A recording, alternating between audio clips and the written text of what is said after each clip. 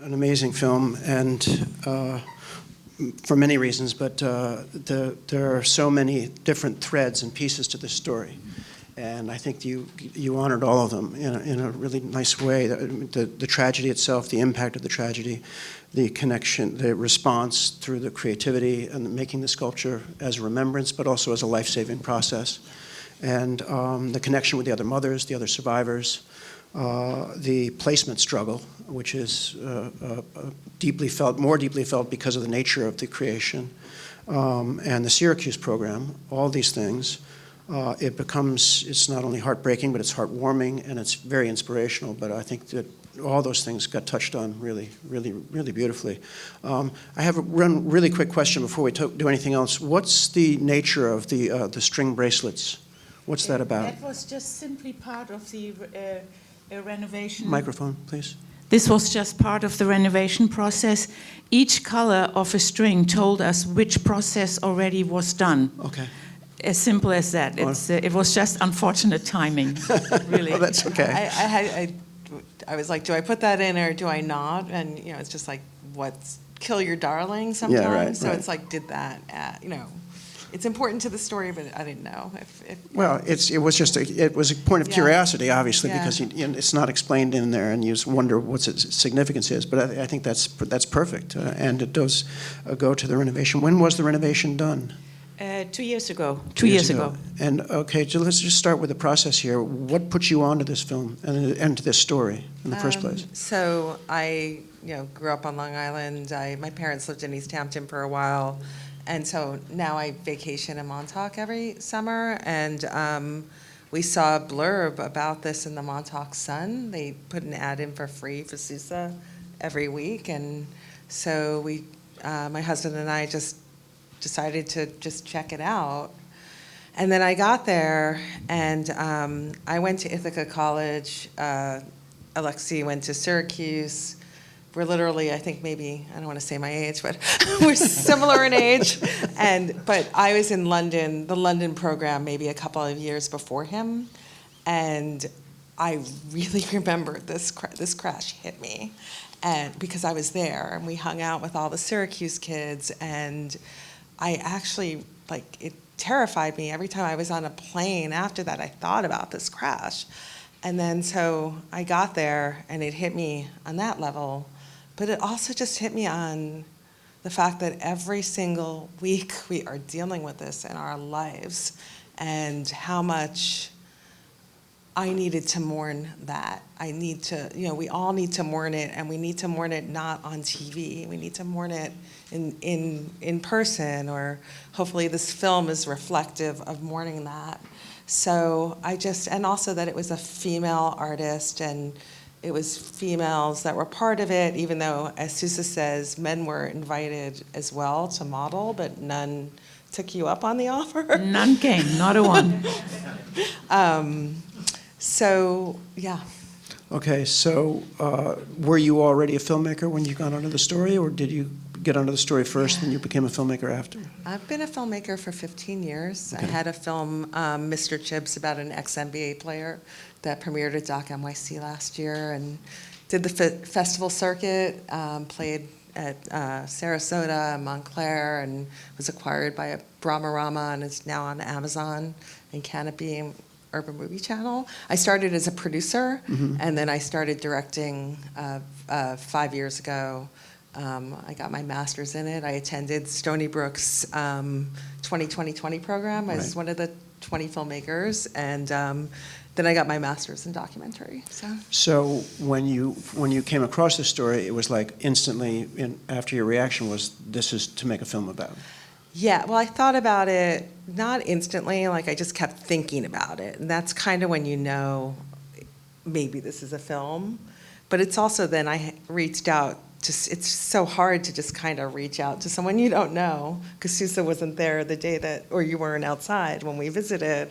So I reached out to her on email, and we just started a dialogue. And I feel like with documentary, that's the way to go. You can't just be full on, I want to do your life and blah, blah, blah. I was like, let's just start a dialogue. Let's get to know each other, especially with such a sensitive topic. So You were in Florida, right? And we had like an initial phone call. My head doesn't go back that far. Sorry. Yeah, I called Susa, and unfortunately, Peter was very sick at the time too. So I was very respectful of that. It was, you know, of what she was going on in both of your lives. So. Right. So going to Susa for a second. So when she approached you, because one of the things about the film is the arc of your experience of trying to get it placed, and the rejections and not understanding that, which is a whole different kind of heartbreak that goes on, not only for an artist, but for the mother and for this creation. But you're at the point of saying you're going to let it go, and this creates the issues for Lucas, obviously, which are dealt with in the film very effectively. But what it does serve to do at the end of the day, this is yet another way to make sure that it's not forgotten, whether it's, however it gets placed or doesn't get placed. This is the story is brought forward in a way that's very meaningful. And I think when you were talking about mourning the ongoing sense of tragedy, of terrorism and loss of life, is that what the Syracuse students said was that it's humanized, that it becomes, they are us, these are their lives. It's not just a headline, it's not just impersonal, this many people died. It's like individuals' lives. And so when she approached you, and then you started the dialogue, and yes, I understand it was a sensitive time, but how did it go from there, from the initial dialogue to going ahead to make the film? Well, you know, I try. If anything is ever being done with Dark Elegy, what my goal is and what I'm looking for is quality.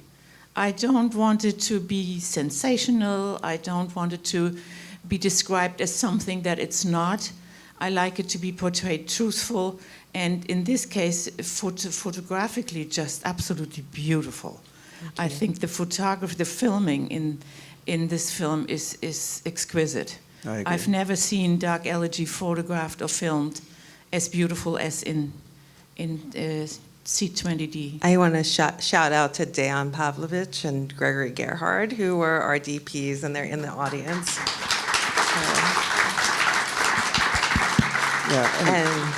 And the filming of the documentary was spectacular, but also the filming of the sculpture itself, all the different sculptures, just absolutely very evocative and beautiful. But so you wanted it to be quality, and you assessed that this was what it was going to be. Yes, you fish. Right. You know, you kind of test the waters. Right. And I felt very confident that Jill would do a good job. Thank you. That's really what I'm looking for. Yeah, you're great to work with. I love that Susa's an artist as well. So right away we connected, and she knew my process and what I would be going through. And Susa was great because, like the NBA Kenny Anderson, who I also filmed, if she didn't want to do something, she would not do it. And I love that. Like you know, if I ask you to do something over or say something again, you're like, nope. That's it. She would come back 5 times, 6 times. I mean, enough already. Yeah. I'd have to like sneak in little things like I need, you know, but I also, that's the amazing, wonderful, fabulous challenge of being a documentarian, is like trying to get those moments as they happen, and Absolutely. then hopefully the shot is right and the sound is right. Which is why you have to shoot a lot more than you're ever going to use, so that you can try and get it. But what I also liked about the film is the sensitivity with the human beings, like Lucas, for example. You know, what a brother feels. Mm-hmm. And in Lucas's case, it was particularly sad that they had a fight the last time they saw each other. But that's reality. That is what happens. And oftentimes it's overlooked, or it's not. Well, I think that the filmmaking goes to this, but it's also the nature of the story, the incredible honesty of everybody, not only you, and the first person was very effective to have it being told, the Susa's story being told by Susa, but then going to the different people, and everybody is very honest about their grief and about the way they connected and how they responded to it. But I wanted to go back to getting permission to do the film and getting the access in the first place. Mm-hmm. Lucas, you didn't agree to do the film, did you? No, I didn't. So that came down when your mother had agreed to it. Then how did you get on board?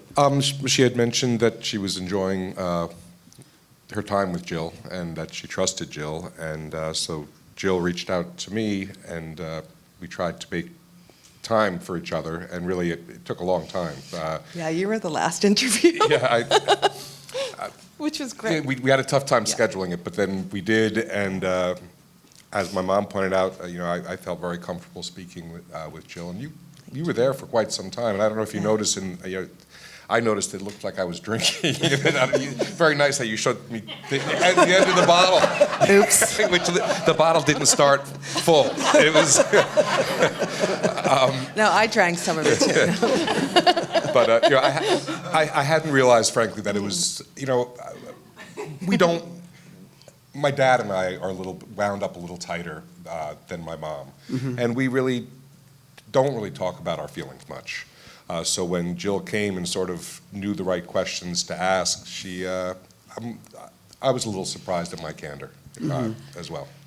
Well, as one of, I can't remember whose mother it was, but was talking about watching things to make you laugh afterwards, and there's a pail inside that has to be emptied, and whether it gets emptied of tears or through laughter, and I know from other situations of grief and loss that there sometimes needs to be an opening to let it out, you know what I mean? And it's not going to come out unless an opening provides itself, either through laughter or some other way. So maybe through this interview process, you finally get a chance to open up. So that's where for sure. It was a positive experience. And going forward, I mean, I'm not trying to put you on the spot any more than the film did, but you have to deal with the idea of what's going to happen next. So are you planning on sort of making some moves, or kind of sitting back a little bit and trying to figure out what you want to do? I'm gonna sit back and wait. I think my mom's still got.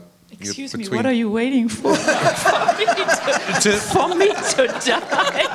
I was going to say that I think she's still got 30 to 40 years left in her. So, See, I don't want to put you on the spot, but she does. So, we're gonna wait and see. Camera to film this. What's going on? This needs to be part of the film. We're gonna have to wait and see. And also, I mean, the good news is I've got 3 fantastic kids who, in the event that my mom leaves us, and then I'm in charge of the sculpture, and then I leave us, my kids will figure it out. Right, it also may be that at a certain point is that you and your kids collectively work on this together. Yeah. So that Exactly. you get strength in numbers out of that. Right. But I want to go back to some of the story, because, as you know, I've dealt with this story before about Dark Elegy, but it's great to see it. What it's come to now. Are all 35 parents, are all the mothers in Dark Elegy, are they all the Syracuse parents? No.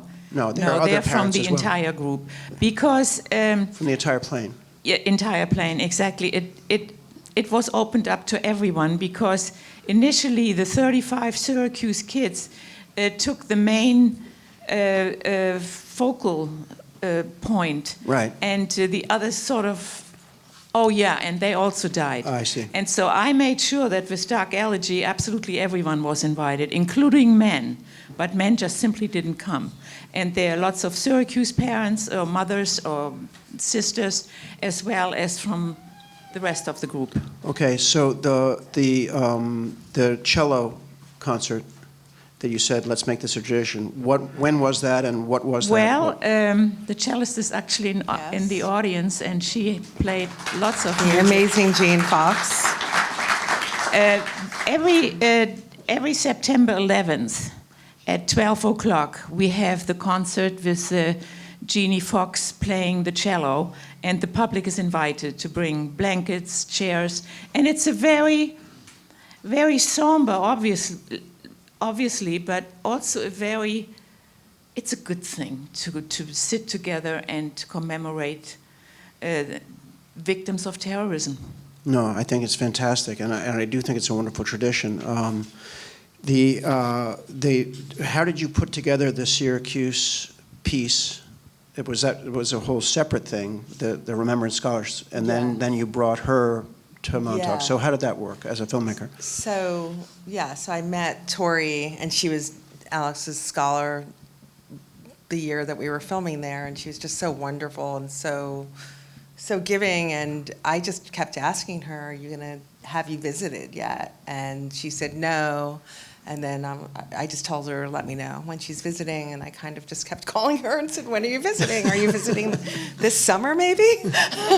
And then she finally came and visited, and it was wonderful, and it was just beautiful to be able to just be there and capture the two of them meeting for the first time, and Tori looking at the pieces, and Tori is just such a special, special person. I felt like the Syracuse students were a little bit, to me, in this film, like the Parkland students. Like, they just gave us so much hope, and they're our future, and thankfully they are, and they're doing wonderful, wonderful things. No, it's a beautiful component to the film and to the story. Again, to act forward and to keep the story alive forever in whatever way we can. And just beautifully done on all your parts. We've run out of time, but thank you so much. Thank you so much for Thank you, and Thank you. Thank you.